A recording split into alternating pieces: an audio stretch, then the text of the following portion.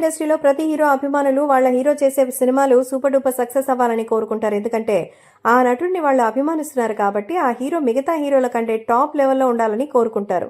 ఇక ఇండస్ట్రీలో సక్సెస్ అనేవి చాలా ఎక్కువగా ఉన్నప్పుడే స్టార్ హీరోలుగా మారతారు. ఇదిలా ఉంటే సినిమా ఇండస్ట్రీకి వచ్చిన మొదట్లో ఆర్య సినిమాతో తనకంటూ ఒక ప్రత్యేకమైన డిప్యూటీ సీఎం క్రియేటివిటీని చేసుకున్న నటుడు అల్లు అర్జున్. ఈయన స్టైలిష్ స్టార్గా మారడమే కాదు, మెగా ఫ్యామిలీలో కూడా మంచి గుర్తింపు సంపాదించుకున్నారు. కానీ ఎప్పుడైతే ఆయన పాన్ ఇండియా స్టార్ హీరోగా ఎదిగారో అప్పటి నుంచి చిరంజీవిని, పవన్ కళ్యాణ్ పట్టించుకోకుండా అసలు మెగా ఫ్యామిలీతో సంబంధం లేకుండా తనకంటూ సపరేట్గా అల్లు ఫ్యామిలీ ఉందనే దానివల్ల ఈ రోజు తను ఈజీ పొజిషన్లో అయితే ఉన్నానని ఒక ఈవెంట్లో చెప్పడం నిజంగా అతని అభిమానులను, ముఖ్యంగా మెగా అభిమానులు తీవ్రంగా కలిచివేసింది.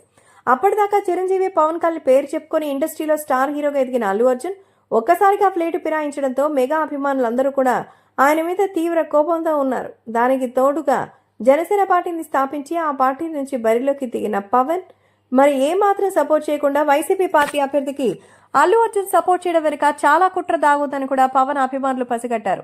అల్లు ఫ్యామిలీ బాధ ఏంటి అంటే పవన్ కళ్యాణ్ పొలిటికల్ గా రాణించకూడదు, తను కూడా చిరంజీవి లాగే ఫెయిల్యూర్ అయిపోయి పొలిటికల్లోకి వస్తే మిగిలిపోతాయి, మరి తన పార్టీని నియమించుకుని మళ్ళీ సినిమాల్లోకి వస్తే బాగుంటుంది అంటూ మరి ఆయన ఇమేజ్ అయితే డ్యామేజ్ అయిపోయింది. సో తద్వారా పవన్ కళ్యాణ్ తమ కంటే ఎక్కువ కాదని ప్రూవ్ చేసుకోవాలనే ఉద్దేశంతో అల్లు అర్జున్ అలాగే వాళ్ళ ఫాదర్ అయిన అల్లు అరవింద్ ఉన్నారంటూ సోషల్ మీడియాలో విపరీతమైన కథనాలు అయితే వచ్చాయి. ఇప్పుడు ఆ ఉద్దేశంతోనే తీవ్రంగా ఉన్నారట. అందుకే ఆగస్టు 15న రావాల్సిన పుష్ప 2 సినిమా డిసెంబర్కి పోస్ట్పోన్ చేశారు.